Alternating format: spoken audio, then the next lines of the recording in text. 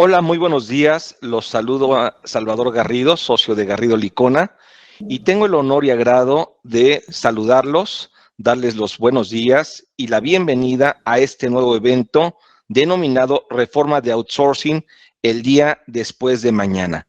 Además, les mando un abrazo y una felicitación. Hoy es Día de Acción de Gracias y pues bueno, espero que la pasen muy bien hoy. Sé que esta fecha generalmente aquí en México no se festeja, pero es una bonita tradición que aun y cuando es americana, vamos, en este caso creo que es bueno siempre dar gracias a Dios de que todo está bien. Y en este caso estamos retomando ya las actividades con todos, llevamos varios días en semáforo verde. Pero bueno, pasemos al tema que hoy nos ocupa, reforma de outsourcing, el día después de mañana. Y hoy tengo el agrado también de presentar a mis socios que estarán participando en este evento. En primera instancia, nuestra socia recién incorporada en temas de capital humano, experta en esa materia, Zoe Gómez, a quien saludo. Zoe, ¿qué tal? Muy buenos días. Hola Salvador, muy buen día, gracias por la bienvenida y listos ya para este tema de outsourcing hoy y el día después de mañana. Excelente. Y también a nuestro ya conocido y bueno, frecuente expositor en estos webinars, don Asael Eduardo Apolinar. Asael, ¿qué tal? Más conocido como Asa. Asa, ¿qué tal? Muy buenos días, Salvador. Buenos días, Zoe. Pues ok, vamos adelante con este evento. Les comento que tenemos abierto el chat de preguntas y respuestas. En este caso, yo estaré coordinando presente esta sesión. Así es de que, por favor, si tienen alguna duda, algún punto que quisieran que comentemos, estaré abierto y muy atento a sus cuestionamientos a través del chat. Muchísimas gracias. Y bueno, pues iniciamos. Asael, Zoe, el día después de mañana, hoy yo diría, el mañana ya pasó, hoy, ¿qué debemos de estar haciendo o qué debimos haber hecho ya a la luz de esta reforma de outsourcing? Y muchos pensamos que la reforma es para el 2022 y hay empresas que todavía tienen esa idea de que todo esto aplica para el 2022, pero la realidad es que esto ya está en vigor y debemos de haber ya cubierto varios puntos. Asael, ¿cuál es el resultado de la reforma y que debemos de estar ya atacando particularmente en cuanto a los puntos a cuidar? Asael Apolinar, por favor. Sí, Salvador. Bueno, fue un proceso complicado, todo la implementación de la reforma de subcontratación, pero esto no terminó el 1 de septiembre. O sea, el 1 de septiembre fue un plazo crítico para regularizarnos, pero hay que seguir trabajando en este tema de la reforma de subcontratación. Como resultado de la reforma, lo primero que sucedió en las empresas es que se eliminó el outsourcing indebido. En segunda instancia, nace una nueva figura que son los servicios especializados, el outsourcing de servicios especializados. El outsourcing no desapareció, simplemente se establecieron nuevas reglas de juego para ahora llamarlo servicio especializado y que se tienen que cumplir ciertas obligaciones las prestadoras de este tipo de servicios. Y obviamente a las empresas les implicó una reestructuración completa en materia de capital humano. Ok, muy bien. Zoe, ¿qué puntos en este caso particular relacionados ya con el tema de el outsourcing de servicios especializados y más bien la eliminación del outsourcing indebido, debemos de estar ya considerando en nuestras empresas justo para cumplir con esta reforma y no tener un impacto en nuestras empresas? Zoe Gómez. Gracias. A ver, el outsourcing indebido es algo que debemos justo de eliminar. La edición vespertina del 23 de abril, donde nos da este cambio importante en la reforma laboral, pero que traza fiscalmente y nos lleva a garantizar derechos de trabajadores, a no precarizar, a no erosionar bases. Aquí tenemos varios escenarios que analizar. Tenemos cuestiones importantes porque debimos de habernos desvinculado de empresas que tuvieran este tipo de outsourcing y vincularnos a una nueva adecuadamente, bajo la especialización justamente. Por la parte financiera debimos de estar haciendo los escenarios de en qué nos impacta. Hubo liquidaciones de personal, hubo indemnizaciones de personal. ¿Cómo hicimos esta migración o cómo hicimos este trabajo corporativo de reestructura? Así es. Y desde luego hay impactos en estados financieros que son relevantes hasta él, como el caso de los impuestos diferidos, el tema de las obligaciones laborales y el tema de PTU, hasta él. Así es, Salvador. De hecho, el impacto justamente de separarnos de estas empresas de outsourcing indebido es el hecho de ver cuáles son los impactos contractuales que teníamos. Había penalizaciones, hay temas como obligaciones que cumplir, que se tuvieron que subsanar en su momento y evaluar cuál era el impacto en las empresas. Y por otro lado, justamente vinculado al tema de la reestructura de capital humano, es cómo todos los pasivos laborales que estaban en esas empresas de outsourcing indebido y que debieran estar o no registrados, pero que cuando traemos a ese personal a nuestra empresa, tendríamos que registrarlo. Y por otro lado, creo que el gran reto de este primer punto del outsourcing indebido es que ya no podemos subcontratar personal que esté vinculado con nuestro objeto social. Yo creo que uno de los principales retos que se cumplió fue hacer esa segregación de qué servicios sí puedo contratar como servicio especializado y cuáles, desde la perspectiva de la reforma, esos empleados tenía que incorporarlos ya a mi nómina. Sí, y ahí se abre una gran discusión y polémica porque hay actividades que efectivamente yo realizo como parte de mi objeto social y de mi actividad preponderante, pero que también tengo la necesidad, por la propia actividad que llevo a cabo hacia él, de contratar a un tercero. Un ejemplo de esta situación se presenta en el sistema financiero, en donde las empresas desde luego deben de tener una estructura particular para dar seguimiento al otorgamiento de créditos, a la administración de los mismos, a la recuperación, etcétera. Pero en muchas ocasiones tienen empresas también, en este caso, que les dan este servicio, este apoyo, que es indispensable. ¿Por qué? Porque se necesita ser muy especializado en esa materia. Y como ese caso puede haber múltiples ejemplos en donde existe una línea muy delgada, muy gris, para poder establecer qué es lo que sí está vinculado con mi objeto social o con mi actividad preponderante. Y me parece, salvo su mejor opinión, Zoé y Asael, que es algo que debemos hoy de estar cuidando, no solamente a la fecha de la reforma, sino de manera recurrente, estar vigilando que no tengamos actividades que justo estén vinculadas con mi objeto social, con mi actividad preponderante, que me lleven a un incumplimiento de la reforma y un problema grave. Porque si eventualmente no estamos cumpliendo a la letra de la ley con esta disposición, tenemos un incumplimiento que puede ser grave en cuanto a sanciones. Asael. Eso que comentas es bien importante, Salvador.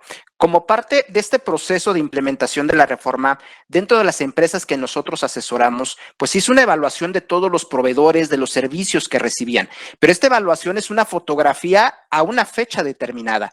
Hoy día las empresas requieren incorporar controles tecnológicos de personas para evaluar cada vez que llega un nuevo proveedor de servicios, determinar si el mismo es servicio especializado y que tiene que cumplir con todos los requisitos o simplemente se trata de un servicio mercantil o civil que no va a requerir cumplir requisitos adicionales. Pero este es un proceso constante del cual inclusive nos tenemos que apoyar en la tecnología para poder hacer esta evaluación.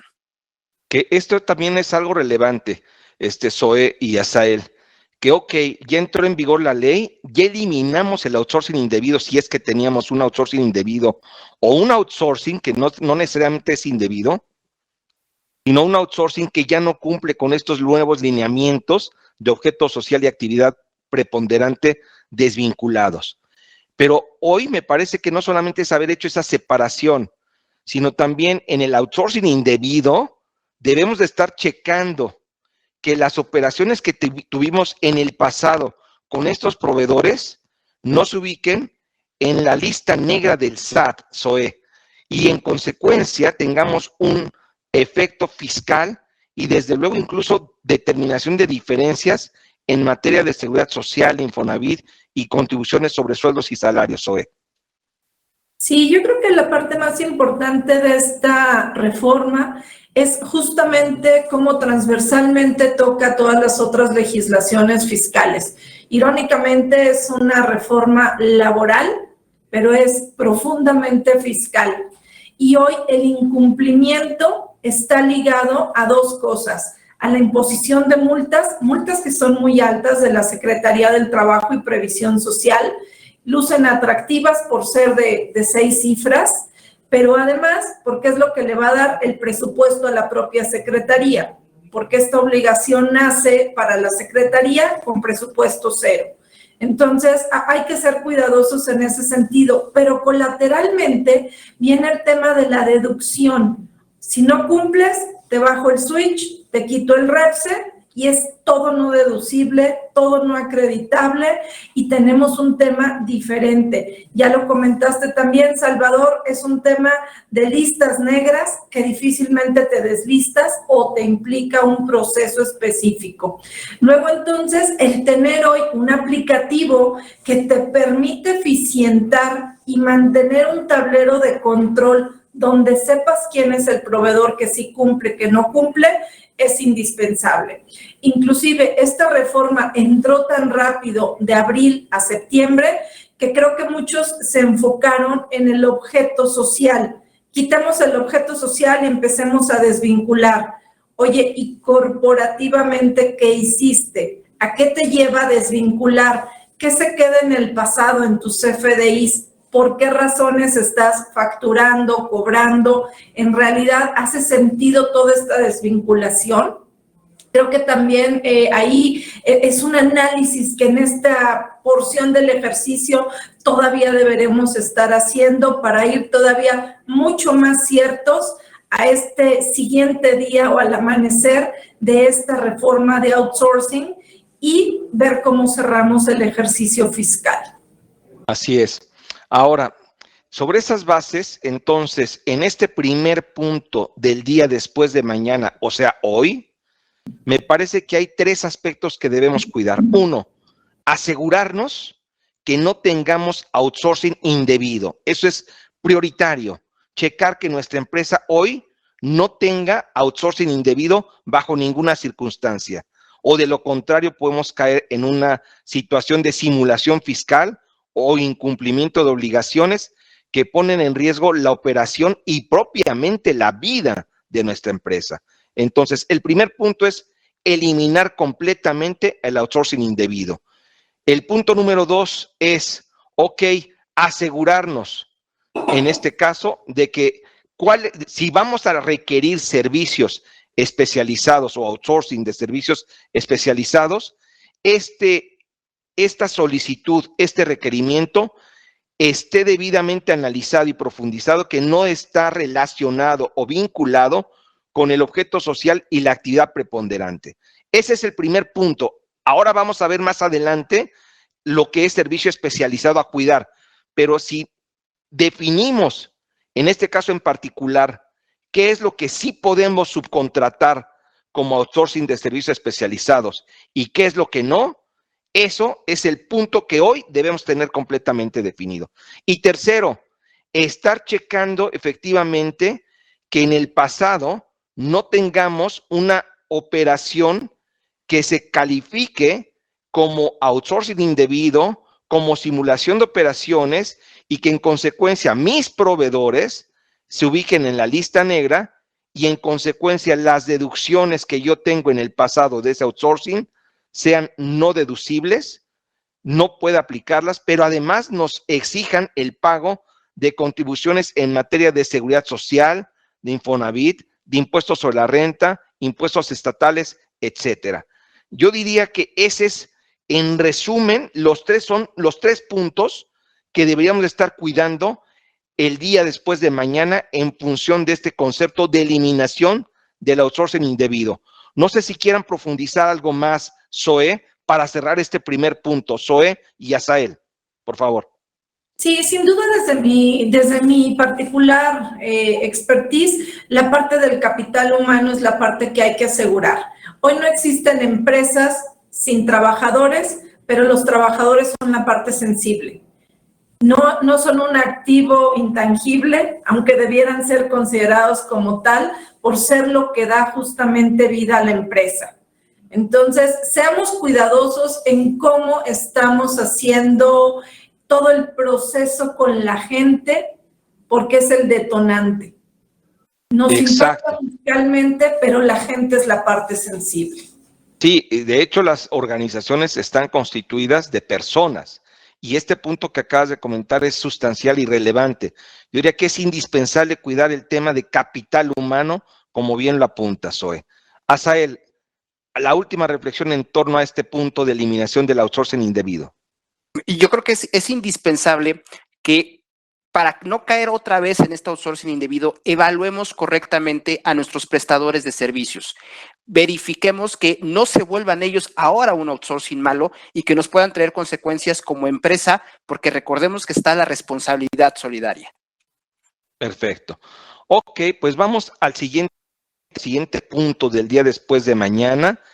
Y hablamos de que, ok, ya nuestra organización debió haber hecho una depuración del outsourcing indebido, debió haber definido qué outsourcing sí debemos tener. Y aquí es donde viene ya, ok, ya identificamos qué outsourcing sí requerimos y sí podemos contratar.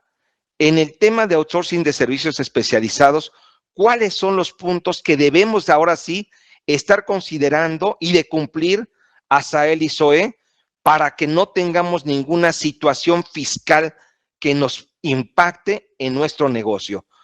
Zoe, ¿cuáles son los puntos que hoy deberíamos estar cuidando? Sí, yo creo que hoy que ya todos nacimos, ya todos hicimos algún cambio, lo vamos a ver un poquito más adelante cuáles son los escenarios en los que nos pudimos haber deslizado en esta reforma, pero hoy que ya tenemos un servicio especializado, que ya tiene un REPSE, el REPSE recuerden que no es vitalicio, se renueva, pero se da de baja también. Deberemos de estar vigilando la materialidad, toda la documentación, soporte que sustenta una revisión. Inclusive hay que ser cuidadosos en las empresas externas, el outsourcing que nos brinda este servicio especializado, pero también en las de grupo, en el insourcing, porque es importante que cada entidad legal cuente hoy con toda la documentación para que puedan hacer frente a una revisión.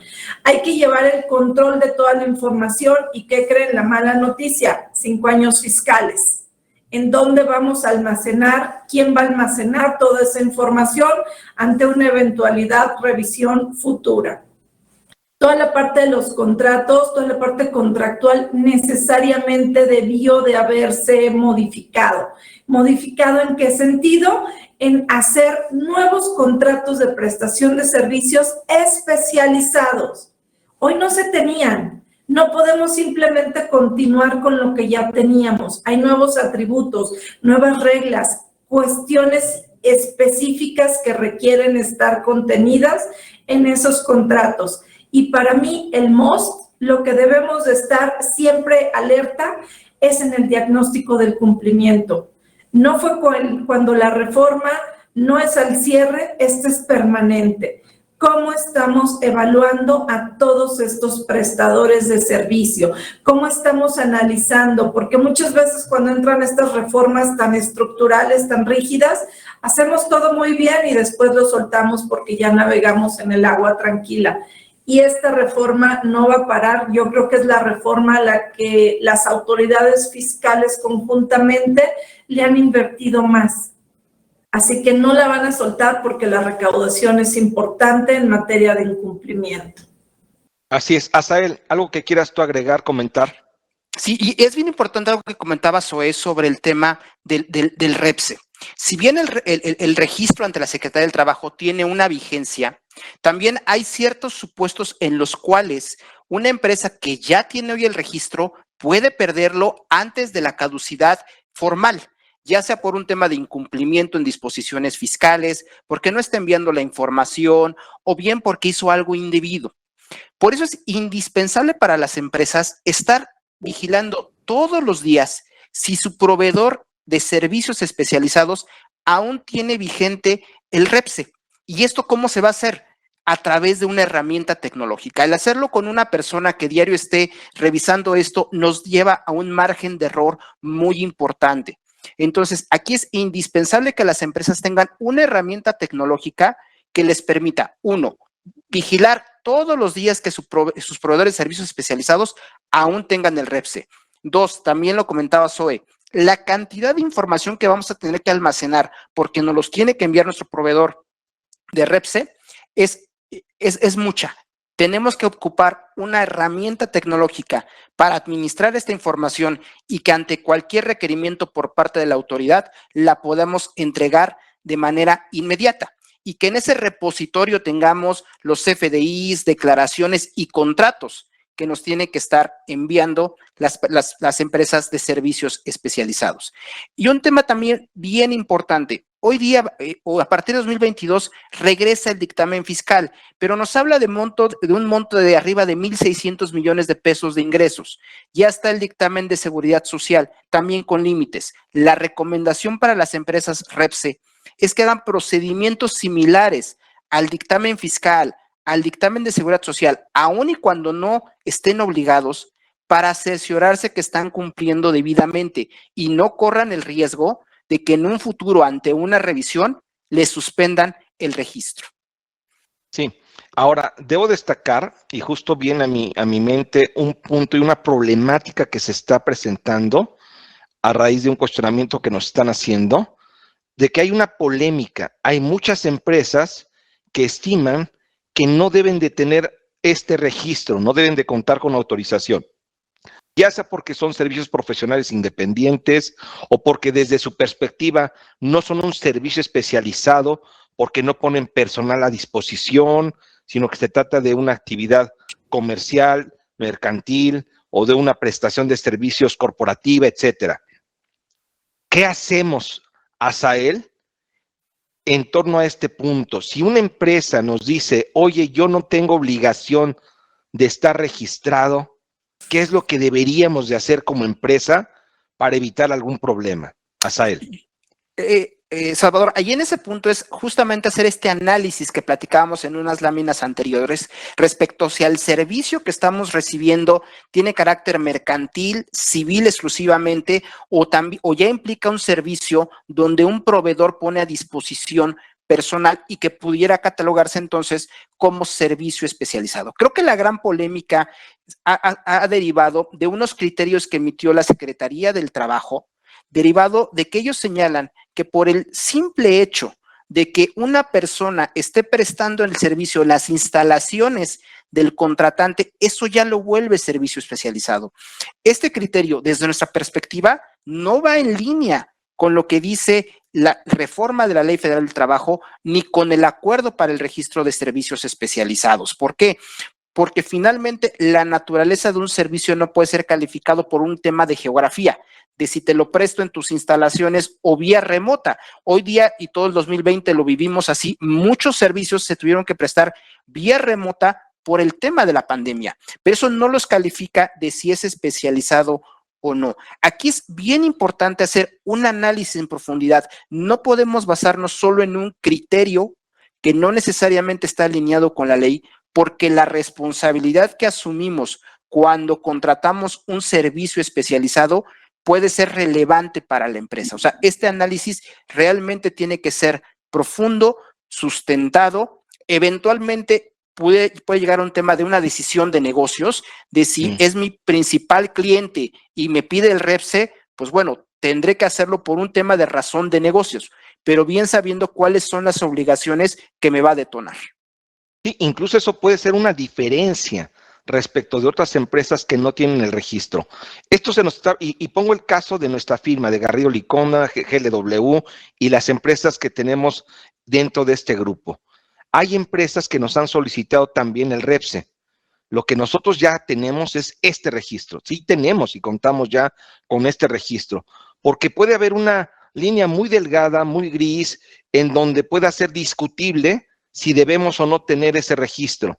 Como negocio pienso, si tenemos ese riesgo de ubicarnos en ese concepto de servicio especializado, mi reflexión, mi sugerencia y en general lo que hemos comentado con las empresas que asesoramos es que sí se obtenga el REPSE, el registro, y transparentemos la operación. Debo destacar que en un foro en el cual tuve el honor de estar con el procurador Carlos Romero en un evento de prevención del lavado de dinero, él destacó que uno de los temas que está persiguiendo fuertemente, desde luego, es el outsourcing. Y desde la perspectiva de que sea indebido, el servicio especializado o outsourcing de servicios especializados es correcto. Lo que no es correcto es incumplir. Y en su visión, en la sesión y en un desayuno que tuvimos previamente, manifestó expresamente que desde su perspectiva, inclusive los servicios profesionales independientes deberían de estar registrados en este registro de servicios especializados. Es decir, se confirma que quienes prestamos servicios, lo mejor, lo más transparente, lo correcto, es sí registrarnos. ¿Que puede haber elementos de discusión? Pues sí, pero me parece que aunque jurídicamente puede estar esta situación de no registro, se puede soportar, se puede argumentar, pues el mismo mercado nos va a poner en la disyuntiva de sí tener lo que hacer. Ese es un punto que tú acabas de comentar y con el cual estoy de acuerdo. Pero además, Zoe, esta situación nos lleva a que nos podamos precisamente defender ante un incumplimiento de nuestros proveedores, porque finalmente, ante esa línea muy delgada, la empresa, nuestra empresa, puede ser responsable del no pago o incumplimiento fiscal de mi proveedor, Zoe. Sí, yo creo que esta reforma no podemos perder de vista que tenemos la responsabilidad solidaria latente. Es algo que vamos a tener que ir confrontando con nuestros prestadores de servicios especializados en cada periodo. No podemos bajar ni por poquito la guardia. Déjame regresar, antes de continuar con esto, Salvador, un poquito a tomar el punto que Asa comentaba. Estamos transfiriendo data. ¿Qué data transferimos de este servicio especializado? Data sensible, es de los trabajadores. Aseguremos esa data adecuadamente. No la puede leer cualquiera porque recuerden que eso requiere un aviso de privacidad particular. Entonces, ¿cómo la compartimos? ¿Con quién la compartimos? ¿Y en dónde la aseguramos? Seamos de veras particularmente cuidadosos porque es la información sensible y no la estamos dando a una autoridad fiscal. La estamos dando a un tercero para que la tenga disponible para una autoridad fiscal. Luego, entonces, deberemos de ser observadores de ese tema. Tomando en cuenta lo que tú comentabas, para muestra un botón con el procurador fiscal, hay que leer su libro, por ahí tiene un libro del outsourcing de alguna editorial, es muy duro. El procurador, desde el día 1, fue sobre el proceso. Quien va a documentar todo el expediente para que el procurador, quien es el que va al frente en el proceso contencioso, es el IMSS. Ojo, el IMSS documenta el expediente para que el procurador litigue.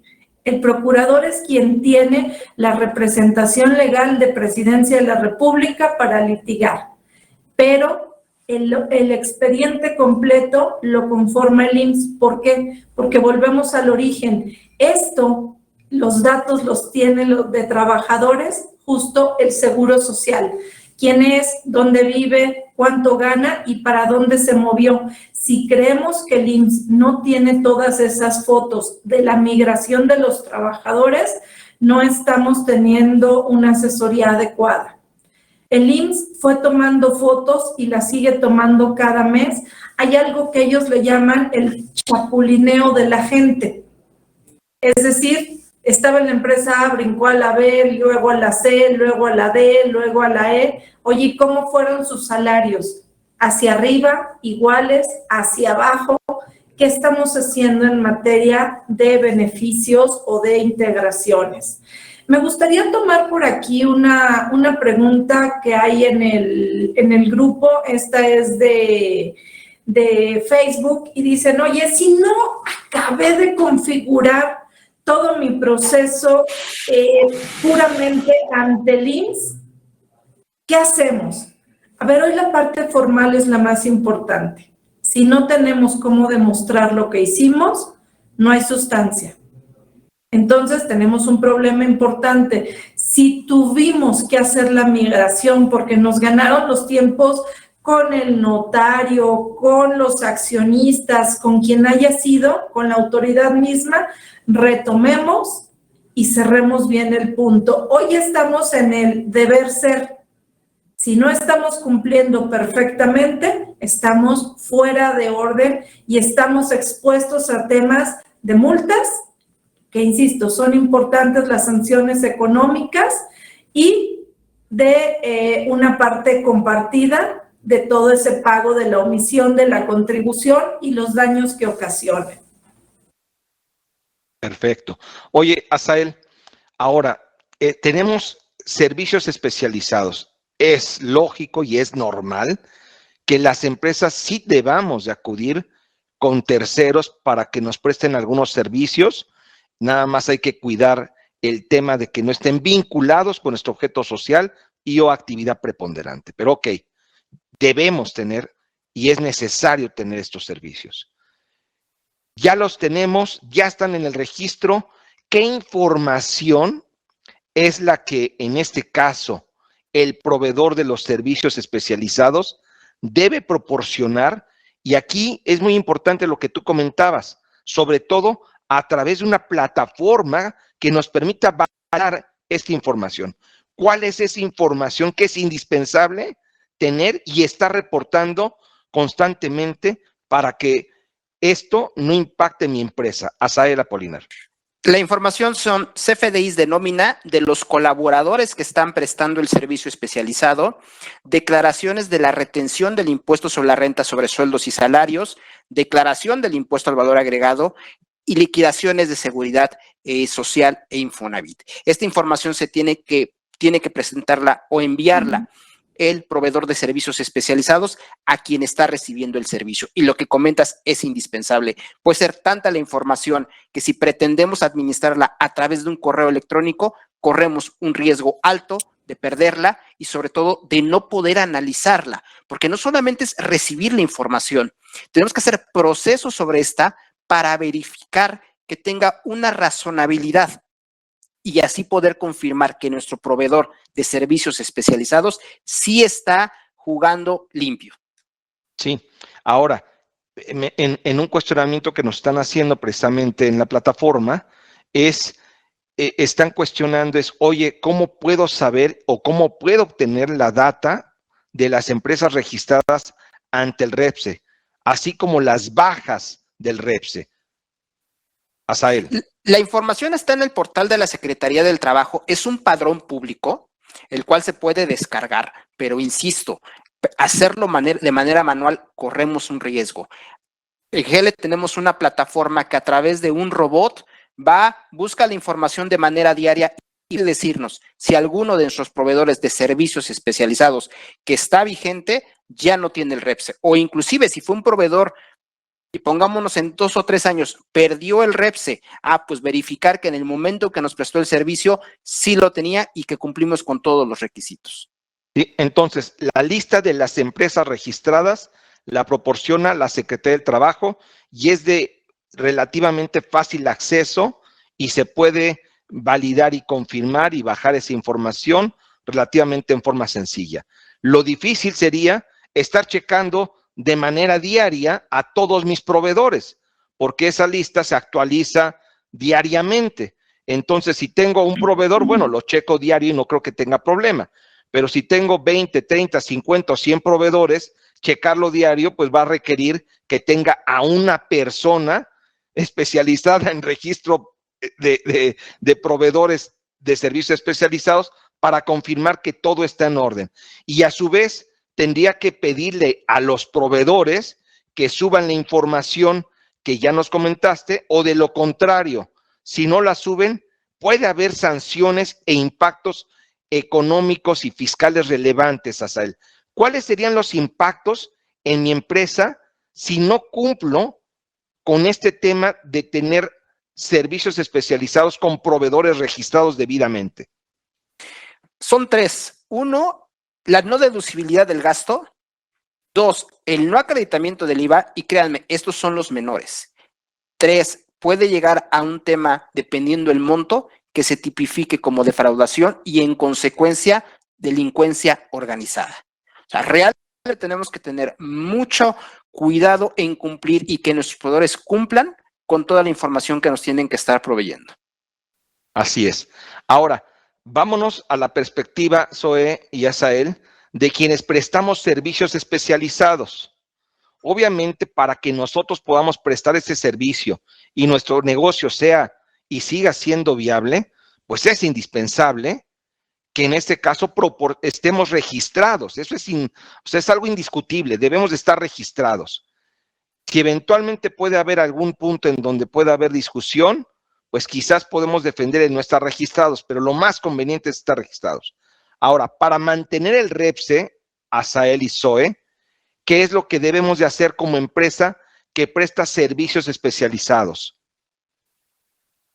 Esto nos lleva a un nivel de cumplimiento más alto, estar al corriente de todas nuestras obligaciones fiscales. Y fiscales hablo no solo del SAT, del IMSS y del Infonavit. Viene emparejado un tema importante de incorporación de contratos a los dos aplicativos que el IMSS y el Infonavit han dado, el SISUB, el ICSOE, así los denominaron cada uno de los institutos, para reportar estos contratos. Pero irónicamente es donde está el riesgo. ¿Quién reporta esos contratos? El prestador del servicio, no el que recibe el mismo. Luego, entonces, si no vigilamos y nosotros no estamos haciendo correctamente las cosas, que eso evidentemente con nosotros no sucede, exponemos al riesgo a nuestros clientes. Exacto. A todas las empresas que asesoramos las dejamos en un marco de indefensión y de riesgo ante lo que Asa señaló anteriormente, ¿no? Así es. Ahora, obviamente, nosotros debemos de proporcionar esa información. Y generalmente, hoy lo que estamos viendo, Asael, es que esta información ya se proporciona de manera directa a la empresa que tenemos como cliente. La empresa, en este caso, que nos contrata, nos exige esta información. Y esta información se puede, insisto, proporcionar de manera directa o a través de una plataforma. Y esta plataforma, como es nuestro caso, nosotros desarrollamos esa plataforma y en esa plataforma se sube la información y se comparte la información tanto al prestador de servicio como al que recibe el servicio, el prestatario. Eso es algo que es común y algo que es normal. Quizás aquí la duda es si la información que se proporciona a través de las plataformas es segura y si esto es legalmente correcto, Asael. Si es legalmente correcto. De hecho, prácticamente las empresas, muchas empresas están apoyándose en proveedores terceros con estas plataformas, incluyendo a nosotros como GL Wimba. Pero la parte importante, ya lo comentaba Zoe, es el tema de protección de datos. Los acuerdos de protección de datos van a tener que estar ya adaptados para estas circunstancias y, por ejemplo, a un colaborador de una empresa que presta servicios especializados, en su aviso de privacidad habrá que señalar este tipo de situaciones y obviamente acercarnos a aquellos proveedores que cuenten con todos los candados de seguridad suficientes para que la información de los colaboradores esté segura. Ahora, ¿a partir de cuándo, Zoe, debemos ya de proporcionar esta información? Ya sea de manera directa a nuestra empresa, a nuestro cliente, o recibiéndola nosotros como prestatario. ¿A partir de cuándo debemos de tener ya esta información y estar proporcionando esta información? Hoy estamos en default, si ya iniciamos. El primer periodo de cumplimiento para reportes ante el Seguro Social Infonavit fue septiembre. El siguiente que viene es enero. Es información cuatrimestral. Pero imagínense el volumen de información que es, hablando de una empresa que tiene personal de semana. Oye, ¿cuántos empleados tiene? ¿Cuántos colaboradores hay? 100. Por 4 semanas, por 3 meses, ese es el volumen de información que podemos ir exponenciando en materia de CFDIs. Y no es la representación gráfica, es el XML lo que debemos de tener. Y el XML nos lleva la responsabilidad del adecuado timbrado. Entonces, ¿qué estamos haciendo para controlar eso? Además de efectivamente, y lo señaló correctamente Asa, toda la parte de las retenciones, los enteros, las listas negras. Hoy ya debemos de estar inmersos totalmente en ese esquema de cumplimiento. Por eso yo señalaba al inicio de esta plática el tema del diagnóstico. Eso es algo que nos debe de estar acompañando por todo el tiempo de forma permanente en nuestro proceso ante todos los eventuales servicios especializados que contratemos. Desgraciadamente no es que diga la autoridad, checa que cada año esté vigente su registro REPSE, que eso es muy fácil, porque como Asa lo señaló, es un padrón, es entras, checas, es público, pero lo que hay detrás de eso para cumplir es la verdadera parte importante. Entonces, es un mantenimiento constante de datos. Y digamos que ahorita el siguiente reporte se presentaría en diciembre, enero, ¿Zoe? Enero. En enero, perfecto. Y ese reporte se presenta respecto de información correspondiente a qué periodo. Al trimestre inmediato anterior, cuatrimestre, perdóname. Excelente, ok. Entonces, el primer informe debió haberse presentado en septiembre como inicio precisamente de esta obligación y el siguiente se deberá presentar en el mes de enero. Excelente. Ahora, Asael, se está presentando, ya comentaba hace un momento, una situación peculiar que muchas empresas dicen, oye, yo te presto un servicio, pero no es servicio especializado. ¿Ok? Perfecto. Habrá que soportar esa situación jurídicamente porque nosotros como empresa que contratamos a este servicio que puede ser comercial, mercantil o corporativo, efectivamente puede no ser especializado, pero hay que documentarlo, Asael. Así es, y esa parte es bien importante, sobre todo cuando tengamos casos en los cuales efectivamente quien nos está prestando el servicio está en nuestras instalaciones. Es bien importante el tema de materialidad. Y la materialidad no solamente es el contrato, la factura y el asiento contable, no. Hay que llevar bitácoras inclusive de cómo se contrata el servicio, cómo se dan instrucciones, cómo se dan los entregables, que eso es indispensable. Un entregable hace la distinción entre un servicio especializado y uno que solamente tiene el carácter de civil o mercantil.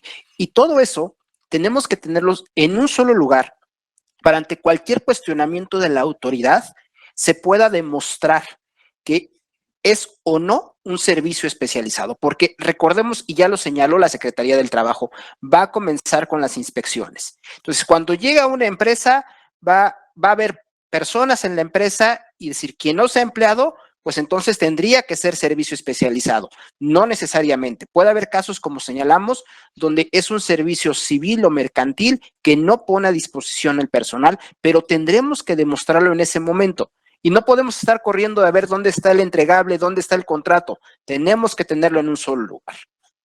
Así es. Ahora, esta situación nos lleva a evaluar, por ejemplo, y en la práctica me ha tocado ver estos casos. Tecnología de información y comunicación o soporte técnico o desarrollos precisamente tecnológicos, soluciones, aplicaciones. Muchas empresas contratan estos servicios de un tercero y el personal puede estar fuera o dentro de nuestra organización. Eso deberíamos de registrarlo, sí o no. Y viene una discusión fuerte en torno a esta situación. Y es donde debemos de ver este punto que tú analizas, profundizar en la naturaleza del servicio y si las personas realmente están a mi cargo, pues no cabe duda que es un servicio especializado y que debo contratarlos. Promotores de ventas también, ¿de quién dependen? ¿De mi empresa? ¿Se están subordinando a mi empresa o realmente es una relación comercial la que tengo con un tercero? Si eso se presenta en donde sean subordinados a mi empresa, estoy dando un servicio especializado y debo tener REPSE. Y así nos tenemos que ir caso por caso. Ahora, si decimos que no es REPSE, que ejemplo, en el tema comercial, oye, no, es que es un tema comercial, no soy REPSE, y en consecuencia no debo de tener y dar esta información o no de tener incluso el registro, me parece que ahí hay un riesgo que en todo caso debemos trabajar con la finalidad de soportar jurídica, laboral y fiscalmente que en realidad no hay un servicio especializado, ya que si no lo podemos entrar en un riesgo como prestadores del servicio, porque estamos simulando, y también como empresa que recibe el servicio, porque nos pueden rechazar la deducción de todas las erogaciones y además también nos pueden fincar un tema de simulación fiscal. Aquí en torno a este punto que podemos discutirlo y profundizarlo en una hora, ya incluso me están presionando con los tiempos. La verdad es que podemos profundizarlo con mayor detenimiento y no nos va a alcanzar 1 hora, 2 horas. Podemos llevar todo el día viendo este tema. Pero a ver, ¿cuál es la última reflexión, Zoe, que tenemos en torno a este concepto de servicios especializados que sí debemos y es necesario contratar en nuestra empresa? Zoe. Sin duda la parte más sensible, la parte más importante es cuidar el cumplimiento. Finalmente, lo que se persigue es que los trabajadores, esa es la gran médula de esta reforma, que los trabajadores cuenten con todos los derechos y beneficios que se requieren. Pero acompañado de esto viene la parte del cumplimiento fiscal.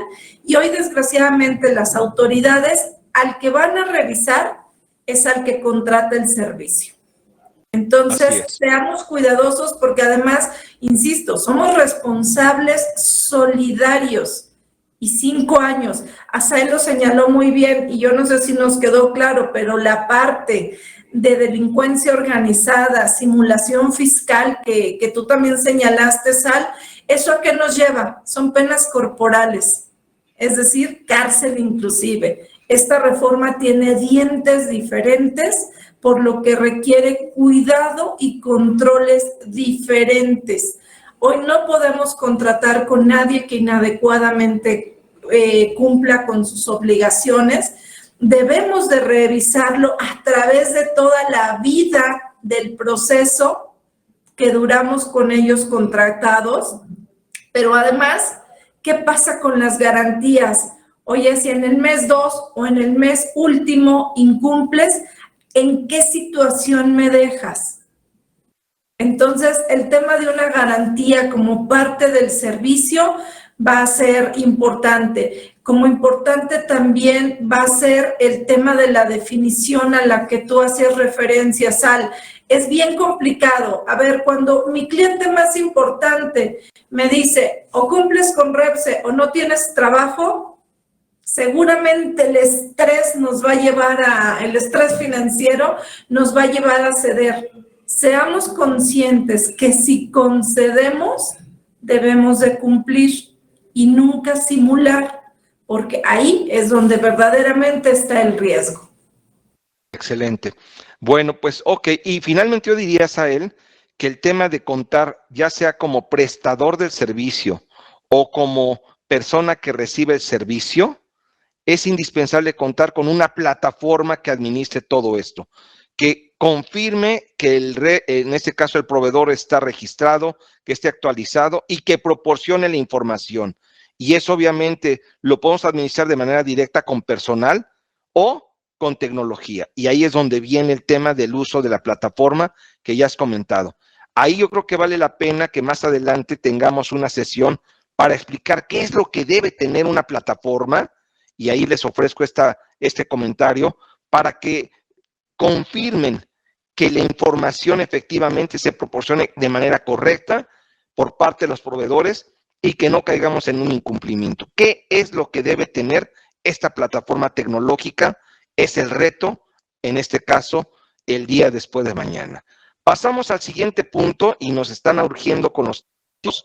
Es probable, y les pido a nuestra audiencia que nos disculpen porque nos estamos extendiendo, pero es un tema muy rico, y pues la verdad es que nos va a llevar un poquito más de los 45 minutos, como que quizás vamos a exceder la hora, así es de que les pido, por favor, si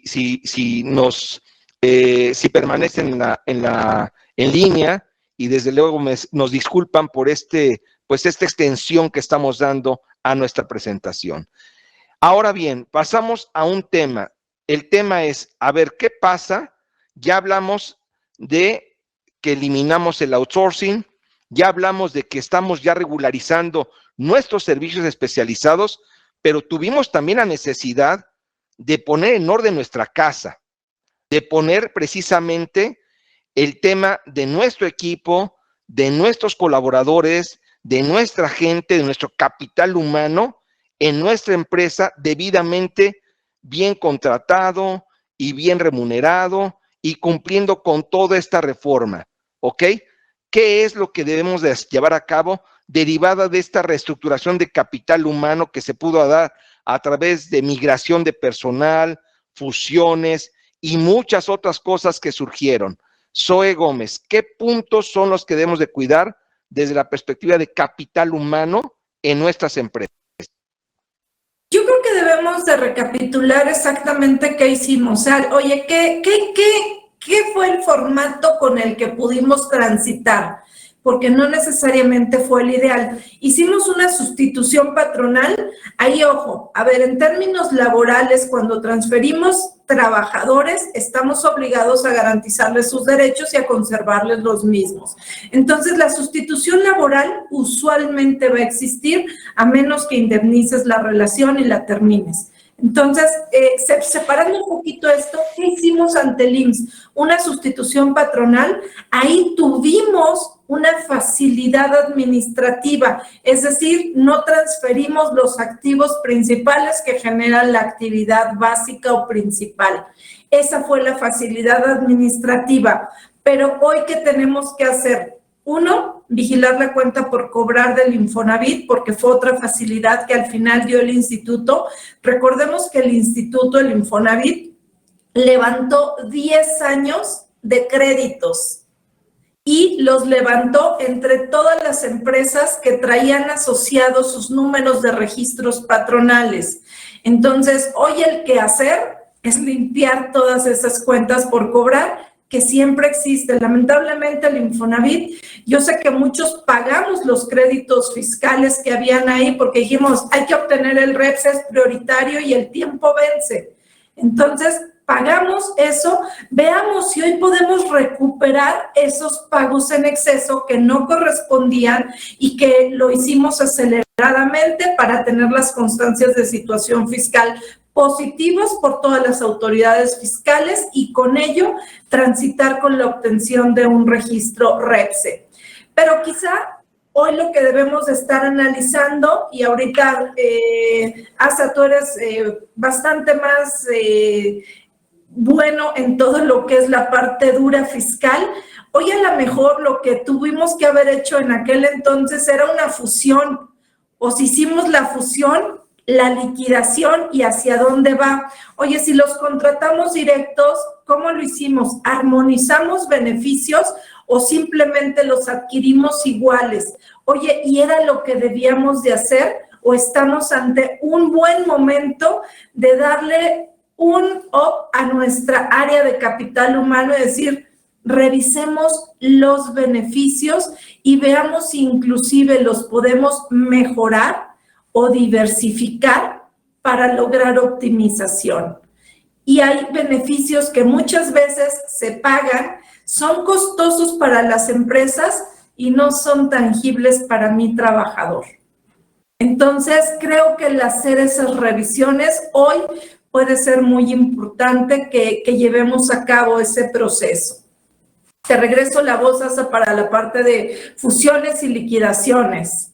Sí, Zoe, y primero retomaré este punto, este último punto que comentaste, que es indispensable y que justamente este proceso de transición llevó a que asesoráramos a las empresas en un diagnóstico de los beneficios que le das a los colaboradores. ¿Por qué?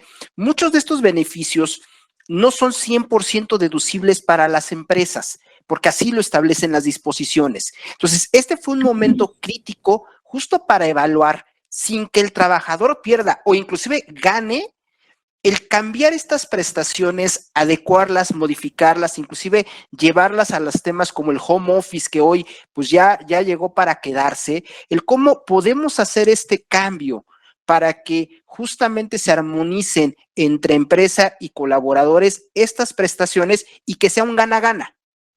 Entonces, este diagnóstico es indispensable.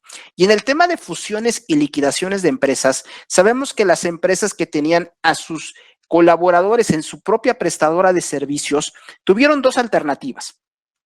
o fusionaban a la prestadora de servicios y ya en ese momento cumplían con la reforma de subcontratación, o bien hacían la sustitución patronal y posteriormente liquidaban a la empresa. Aquí es indispensable que las empresas no pierdan de vista que si la fusión la han venido retrasando, es importante evaluar que esta fusión se haga antes del 31 de diciembre. ¿Por qué? Porque recordemos que a partir de 2022, estas fusiones ya van a tener que tener un dictamen por parte de un contador y esto nos puede hacer más oneroso el proceso. E incluso el tema de liquidación, evaluar si es la mejor alternativa o también se vuelve muy oneroso el acabar liquidando las empresas. Aquí tiene otro punto que es relevante en torno a esta reestructuración de capital humano, Zoe.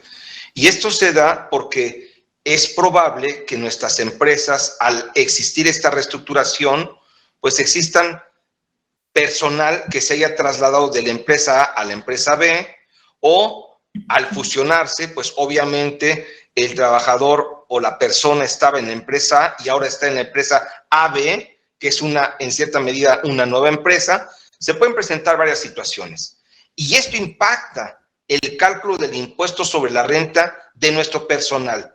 ¿Qué es lo que debemos de considerar con motivo de esta situación de reestructuras que se dieron internas en nuestra organización? Zoe Gómez, experta en capital humano, por favor. Gracias. Yo creo que hay que hacer un análisis, hay que asesorarnos, porque tenemos un ejercicio irregular en justamente los momentos que refieres. ¿Cuánto tiempo estuve en la empresa A? ¿Cuánto en la empresa B? ¿Qué es lo que tendría que hacer? Me voy a la literalidad de la ley, lo cual sería a lo mejor hasta burdo, ¿no? Oye, pues fueron 2 patrones, todos que presenten declaraciones anuales. Imagínate ese tema complicado de clima laboral en una empresa.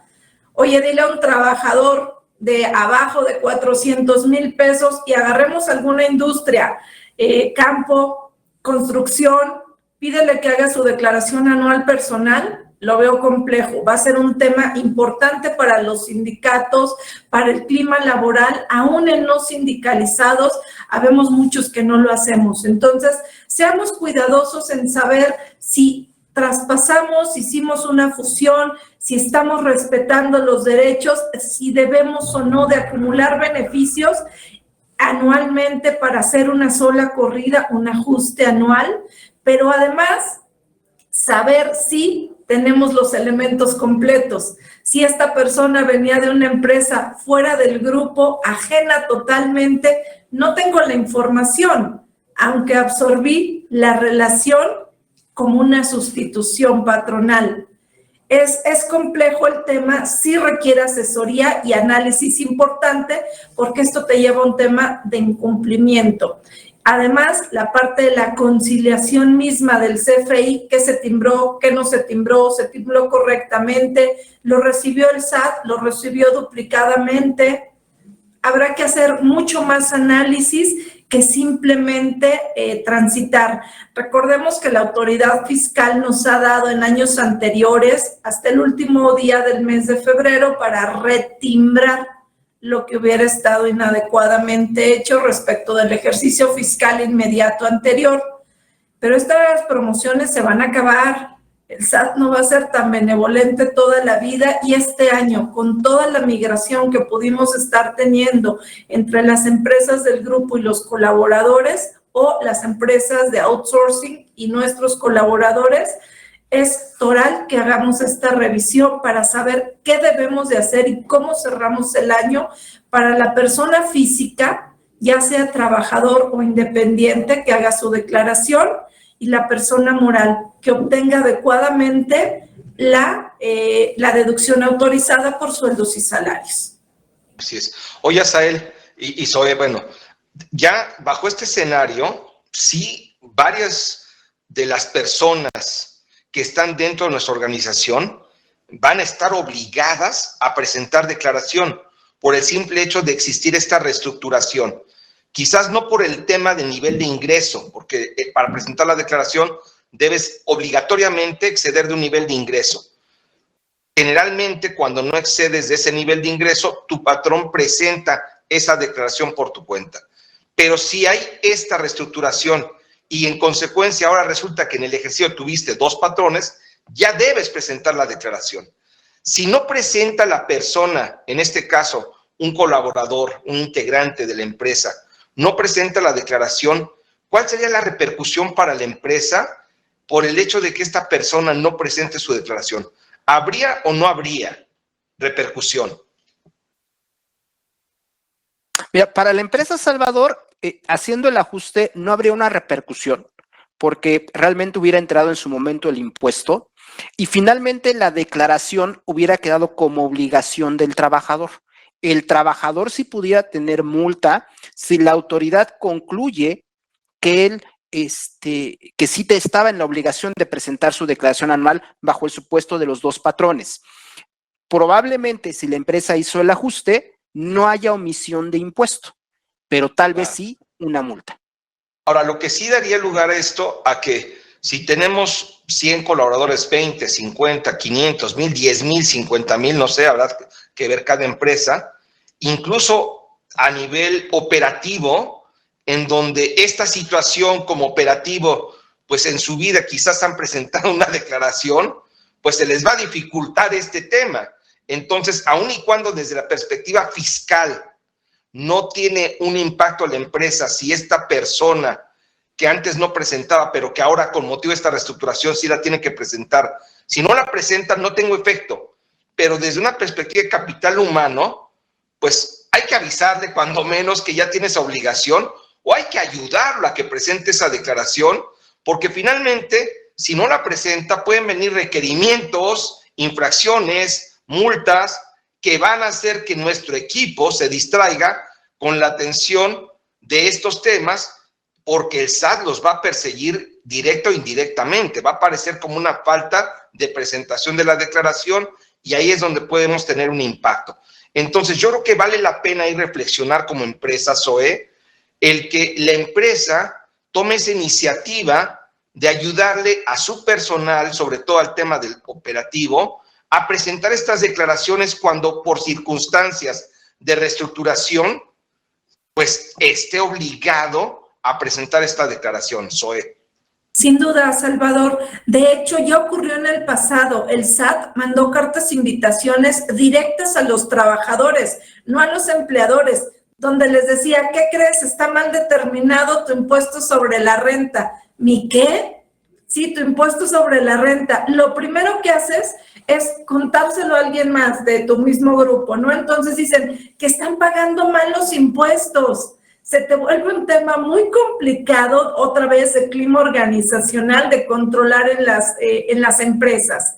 Y la otra, al final van a decir, oye, que dice el SAT que lo hiciste mal, ¿cómo lo corriges? Pero ya es un tema de corrección, ya perdimos el momento de la oportunidad, del aviso a los trabajadores, del soporte, de la ayuda y del correcto cumplimiento. Y es algo que quizás la empresa, ya existen sistemas, en este caso normalmente hablamos de plataformas, de hecho tenemos una plataforma justo que ayuda a las personas a la presentación de esta declaración anual con motivo de esta obligación que no pensaban, no tenían.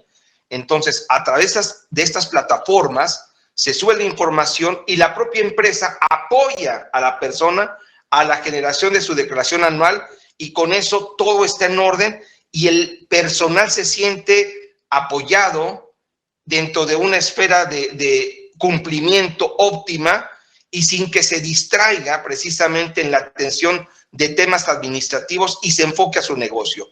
Me parece que esa parte habría que reflexionarla, habría que tomar mi sugerencia, al igual que la tuya, Zoe, habría que tomar esa responsabilidad y ayudar al personal, sobre todo operativo, que no tiene la menor idea en este caso de este tipo de situaciones, a presentar esa declaración y el utilizar estas plataformas puede ayudar muchísimo a ello. Y ahí sí me voy a permitir poner un comercial, Zoe puede ayudar en este tema para precisamente ayudar a las empresas en la presentación de estas declaraciones de todo el personal que se integre y que haya formado parte de esta reestructura y que deba presentar declaraciones.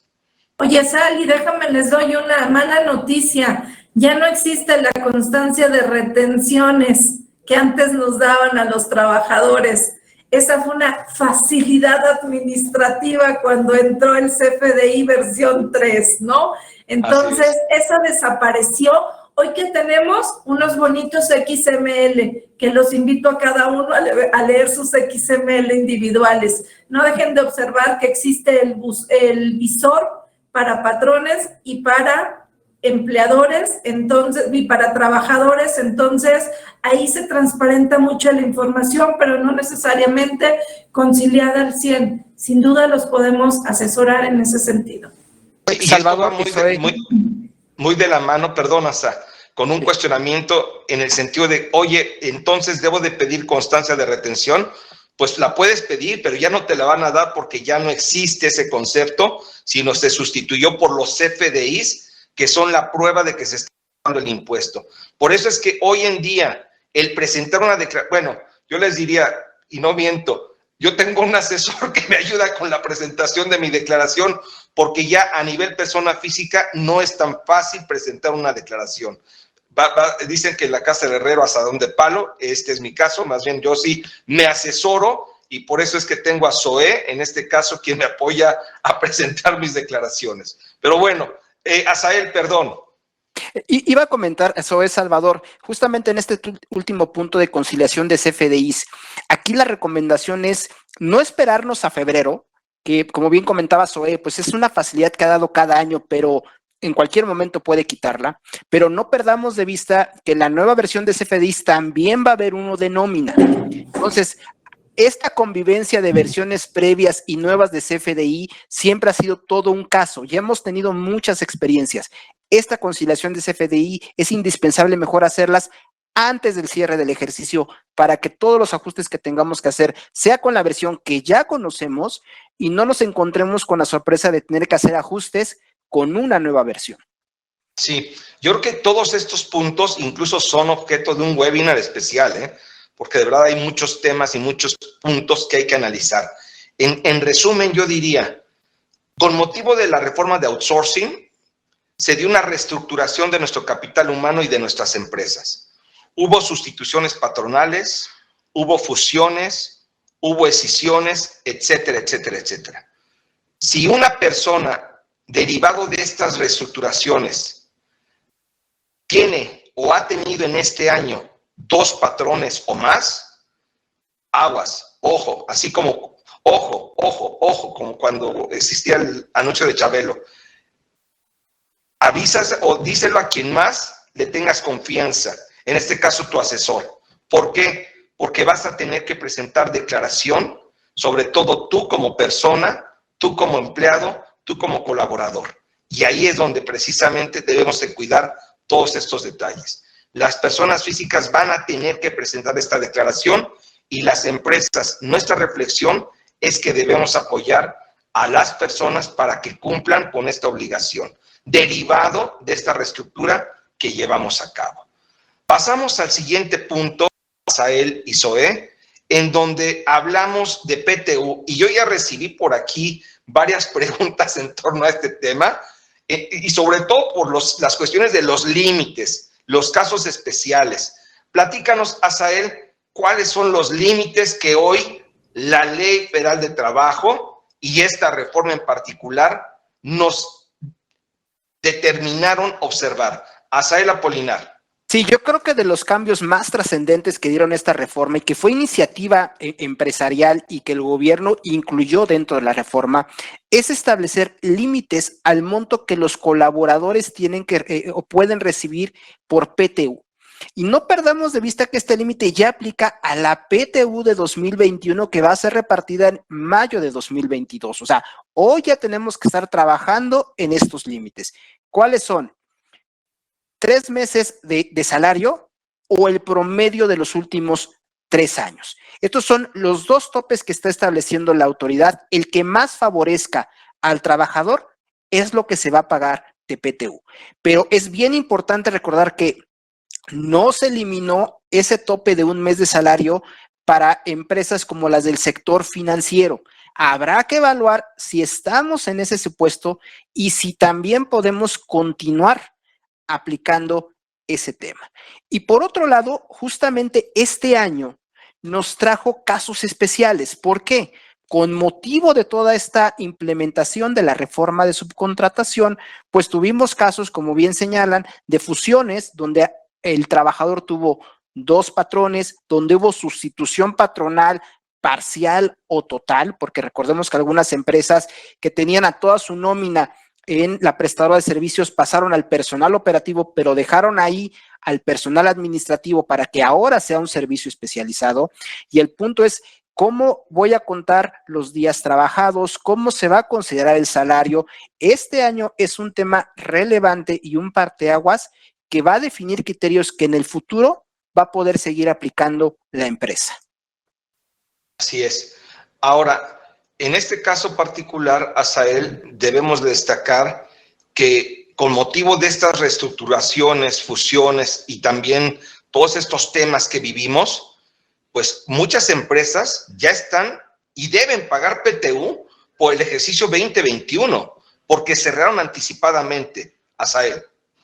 Así es, uno de los casos típicos justamente es el tema de fusiones, en donde, por ejemplo, si la fusión fue el 30 de junio, la declaración anual y el aviso se tuvo que haber presentado a más tardar el 31 de julio y a partir de esa fecha comienza a correr los 60 días en los cuales se tiene que entregar la PTU correspondiente a la empresa fusionada. Entonces son tiempos que no se nos pueden ir porque, como bien señala Salvador, no es hasta mayo que tengo que entregar esa PTU, sino tiene que ser a partir de cuando las disposiciones me obligaron a presentar la declaración anual del ejercicio.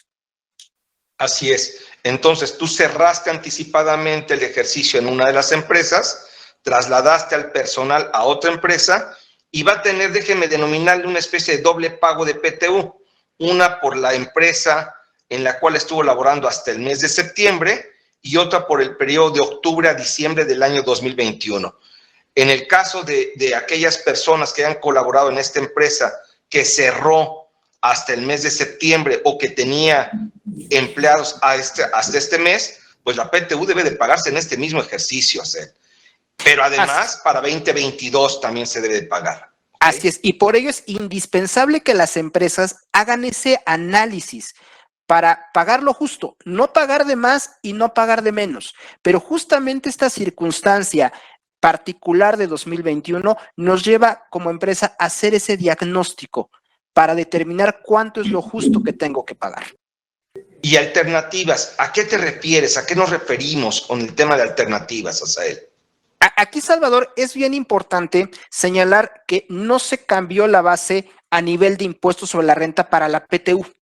Por eso es indispensable para las empresas hacer un diagnóstico en primera instancia para verificar si la base del impuesto sobre la renta es la correcta. Hemos observado empresas que tal vez por el día a día, por el cumplimiento de pagos provisionales, de informativas, omiten hacer un análisis profundo en ciertas partidas que les pueden permitir tomar deducciones que están perfectamente definidas en la ley y que esto eficienta tanto la base de impuestos sobre la renta, pero también la base de PTU. Hoy día, por ejemplo, nos hemos encontrado empresas que cuando les preguntamos por sus créditos incobrables, pues en el cajón tenían demandas que si bien están siguiendo su proceso legal, pues el área fiscal no las conocía y no habían tomado la deducción que correspondía. Por eso es indispensable primero hacer este diagnóstico de la base. Pero por otro lado, justo con este tema de los nuevos límites, hay que evaluar si la metodología que estamos poniendo para la distribución de la PTU a cada uno de los trabajadores de forma individual es la correcta. Y si estamos siguiendo justamente estos límites que ahora hay que empalmarlos con las disposiciones que ya venían en materia de PTU. Ok. Zoe, ¿algo que quieras agregar tú?